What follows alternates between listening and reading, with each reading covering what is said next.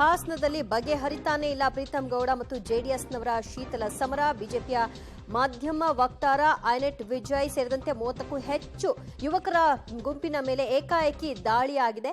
ಗಾಯಾಳು ವಿಜಯ್ ಅವರನ್ನು ಕೂಡ ಈಗ ಆಸ್ಪತ್ರೆಗೆ ದಾಖಲು ಮಾಡುವಂತಹ ಕೆಲಸ ಆಗಿದೆ. ಸದ್ಯ ಈ ಮುನಿಸು ಇದೆಲ್ಲದಕ್ಕೂ ಕೂಡ ಕಾರಣವಾಗ್ತಾ ಇದೆ. ಪ್ರೀತಂ ಗೌಡ ಬಗ್ಗೆ ಮಾತನಾಡ್ತೀಯಾ ಅನ್ನೋ ಒಂದು ಉದ್ದೇಶವನ್ನ ಇಟ್ಕೊಂಡು ಹಲ್ಲೆ ಮಾಡಿದ್ದಾರೆ ಕಿಡಿಗೇಡಿಗಳು ಅನ್ನುವಂತಹ ಆರೋಪ ಕೂಡ ಕೇಳಿ ಬರ್ತಾ ಇದೆ. ಒಟ್ನಲ್ಲಿ ಹಾಸನದಲ್ಲಿ ಪ್ರೀತಂ ಗೌಡ ವರ್ಸಸ್ ಜೆಡಿಎಸ್ನ ಒಂದು ಸಮರ ಏನಿದೆ ಅದು ಮುಂದುವರಿತಾ ಇದೆ, ಬಗೆಹರಿತಾ ಇಲ್ಲ. ಮೇಲ್ನೋಟಕ್ಕೆ ಅವರು ಪಕ್ಷದ ಪರವಾಗಿ ನಾನು ಪಕ್ಷ ಏನ್ ಮೈತ್ರಿ ಸಿದ್ಧಾಂತ ಇದೆ ಅದನ್ನು ಪಾಲನೆ ಮಾಡ್ತಿದ್ದೀನಿ ಅಂತಾರಾದ್ರೂ ಕೂಡ ಇದೆಲ್ಲವೂ ಕೂಡ ಬಗೆಹರಿದಂಗೆ ಕಾಣಿಸ್ತಾ ಇಲ್ಲ ಅಷ್ಟೇ. ಮತ್ತಷ್ಟು ಮಾಹಿತಿ ಪಡೆಯೋಣ ನಮ್ಮ ಪ್ರತಿನಿಧಿ ಶಶಿಧರ್ ಇಂದ. ಶಶಿಧರ್, ಹಲ್ಲೆಗೆ ಕಾರಣ ಏನು, ಯಾರಿಂದ ಆಗಿದೆ ಅನ್ನೋ ಆರೋಪ ಈಗ ಸದ್ಯ ಕೇಳಿ ಬರ್ತಾ ಇದೆ. ದಿವ್ಯಾ, ಹಾಸನದಲ್ಲಿ ಲೋಕಸಭಾ ಚುನಾವಣೆ ರಂಗೇರಿದರೆ ಮತ್ತೊಂದೆಡೆ ಜೆಡಿಎಸ್ ಹಾಗೂ ಬಿಜೆಪಿ ಕಾರ್ಯಕರ್ತರು ಮತ್ತೊಂದು ಬಿಜೆಪಿ ಕಾರ್ಯಕರ್ತರ ಬಣದ ನಡುವೆ ಈಗ ಗಲಾಟೆ ನಡೆದಿರ್ತಕ್ಕಂಥದ್ದು.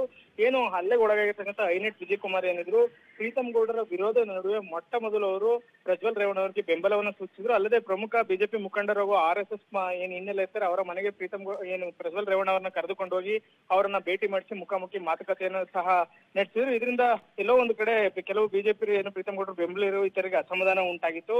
ಆದ್ರೂ ಸಹ ಏನು ಐನೆಟ್ ವಿಜಯ್ ಕುಮಾರ್ ಇದ್ದಾರೆ ಅವರು ಪ್ರಜ್ವಲ್ ರೇವಣ್ಣ ಬೆಂಬಲಕ್ಕೆ ಸಂಪೂರ್ಣವಾಗಿ ನಿಂತಿದ್ರು.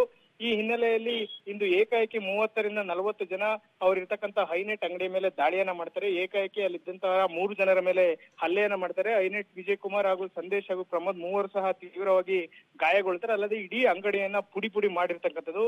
ನಂತರ ಅವ್ರನ್ನ ಆಸ್ಪತ್ರೆಗೆ ಸೇರಿಸಲಾಗಿದೆ. ಕೂಡಲೇ ಜೆಡಿಎಸ್ ಶಾಸಕರಾದಂತಹ ಸ್ವರೂಪ್ ಪ್ರಕಾಶ್ ಇರ್ಬೋದು, ಬಿಜೆಪಿ ಶಾಸಕರಾದಂತಹ ಉಲ್ಲಳ್ಳಿ ಸುರೇಶ್ ಅವರು ಆಸ್ಪತ್ರೆಗೆ ಭೇಟಿ ನೀಡಿ ಆರೋಗ್ಯವನ್ನ ವಿಚಾರಿಸಿರ್ತಕ್ಕಂಥದ್ದು. ಏನು ಐನೆಟ್ ವಿಜಯ್ ಕುಮಾರ್ ಹೇಳುವ ಪ್ರಕಾರ ಪ್ರೀತಂ ಗೌಡರು ಬೆಂಬಲಿಗರು ಹಲ್ಲೆ ಮಾಡಿರ್ಬೋದು ಅಂತ ಅವರು ಅನುಮಾನವನ್ನ ವ್ಯಕ್ತಪಡಿಸಿದ್ದಾರೆ.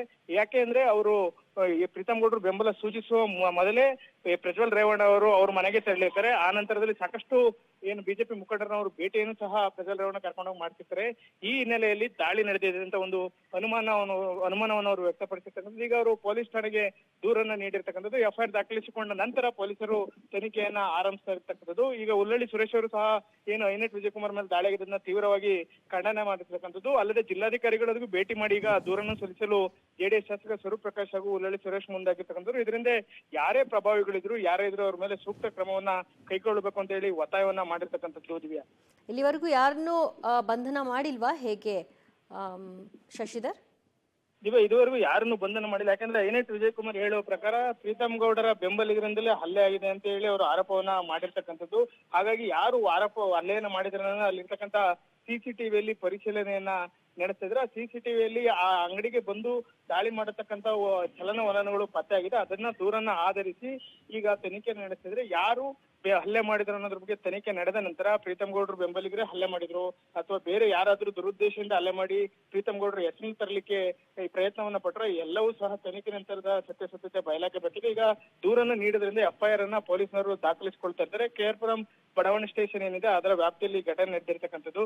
ಈಗ ಐನೆಟ್ ವಿಜಯ್ ಕುಮಾರ್ ಅವರಿಗೆ ಹಿಮ್ಸ್ ಆಸ್ಪತ್ರೆಯಲ್ಲಿ ಚಿಕಿತ್ಸೆಯನ್ನು ನೀಡಿದರೆ FIR ದಾಖಲಾದ ನಂತರ ಅವರು ತನಿಖೆ ನಡೆಸಿ ಯಾರು ಇದರ ಹಿಂದೆ ಇದ್ದಾರೆ ಅನ್ನೋದು ಸತ್ಯಾಂಶ ಬಯಲಾಗಬೇಕಾಗಿದೆ. ದಿವ್ಯಾ, ಥ್ಯಾಂಕ್ ಯು ಶಶಿಧರ್ ನಿಮ್ಮೆಲ್ಲ ಮಾಹಿತಿಗೆ. ಹಾಸನದಲ್ಲಿ ಬಿಜೆಪಿ ಮುಖಂಡರ ಮೇಲೆ ಹಲ್ಲೆ ಆಗಿರ್ತಕ್ಕಂತಹ ಪ್ರಕರಣ ಇದು. ಗಾಯಾಳು ವಿಜಯ್ ಕುಮಾರ್ಗೆ ಹಿಂಸಾಸ್ಪತ್ರೆಯಲ್ಲಿ ಚಿಕಿತ್ಸೆಯನ್ನು ಕೊಡಿಸಲಾಗ್ತಾ ಇದೆ. ಸದ್ಯ ಪ್ರಕರಣವನ್ನು ಕೂಡ ಪೊಲೀಸರು ದಾಖಲು ಮಾಡಿಕೊಂಡಿದ್ದಾರೆ. CCTV ಫುಟೇಜ್ನ ಆಧಾರದ ಮೇಲೆ ಈ ಹಲ್ಲೆಗೆ ಕಾರಣಕರ್ತರು ಯಾರು ಅನ್ನೋದರ ಬಗ್ಗೆ ಪತ್ತೆ ಹಚ್ಚಲಾಗುತ್ತೆ. ಸದ್ಯ ಪ್ರೀತಂ ಗೌಡ ಬಗ್ಗೆ ಮಾತನಾಡ್ತೀಯಾ ಅಂತ ಕಿಡಿಗೇಡಿಗಳು ಈ ರೀತಿ ಹಲ್ಲೆ ನಡೆಸಿದ್ದಾರೆ ಅನ್ನುವಂತಹ ಆರೋಪ ಕೇಳಿ ಬರ್ತಾ ಇದೆ. ಈ ಆರೋಪಕ್ಕೆ ಸಂಬಂಧಪಟ್ಟ ಹಾಗೆ CCTVಯಲ್ಲಿ ಸಿಗುವಂತಹ ಸಾಕ್ಷ್ಯಗಳೇನು, ಅದರ ಆಧಾರದ ಮೇಲೆ ಬಂಧನ ಆಗುತ್ತೆ. ಸದ್ಯಕ್ಕಂತೂ ಯಾರ ಬಂಧನವೂ ಆಗಿಲ್ಲ. ಆ CCTV ದೃಶ್ಯ ಕೂಡ ನೀವು ಸ್ಕ್ರೀನ್ ನಲ್ಲಿ ಗಮನಿಸ್ತಾ ಇದ್ದೀರಿ. ಏಕಾಏಕಿ 30ಕ್ಕೂ ಹೆಚ್ಚು ಜನರ ಗುಂಪು ಅಲ್ಲಿಗೆ ಬರುತ್ತೆ. ಅನಂತರದಲ್ಲಿ ದಾಳಿಯನ್ನ ನಡೆಸುತ್ತೆ. ಈ ಸಂದರ್ಭದಲ್ಲಿ ಅವರು ಆಡಿದಂತಹ ಮಾತುಗಳು ಏನು, ಪ್ರೀತಂ ಗೌಡ ಅವರ ಬಗ್ಗೆ ಮಾತನಾಡ್ತೀಯಾ ಅನ್ನುವಂತಹ ಮಾತುಗಳನ್ನ ಆಡಿದ್ದಾರೆ ಅನ್ನೋ ವಿಷಯ ಈಗ ಕಲೆ ಹಾಕಿದ್ದಾರೆ. ಇದೆಲ್ಲವನ್ನು ಕೂಡ ಕ್ರೋಢೀಕರಿಸಿ ಯಾರ್ಯಾರನ್ನ ವಶಕ್ಕೆ ಪಡಿತಾರೆ, ನಂತರದಲ್ಲಿ ಏನ್ ಕ್ರಮ ಆಗುತ್ತೆ ಅನ್ನೋದನ್ನ ಕಾದು ನೋಡಬೇಕು. 2 ವೀಲರ್ಗಳಲ್ಲಿ ಬಂದಿದ್ದಾರೆ, ಗುಂಪು ಗುಂಪಾಗಿ ಬಂದಿದ್ದಾರೆ. ದೃಶ್ಯದಲ್ಲಿ ನೋಡ್ತಾ ಇದ್ದೀರಿ.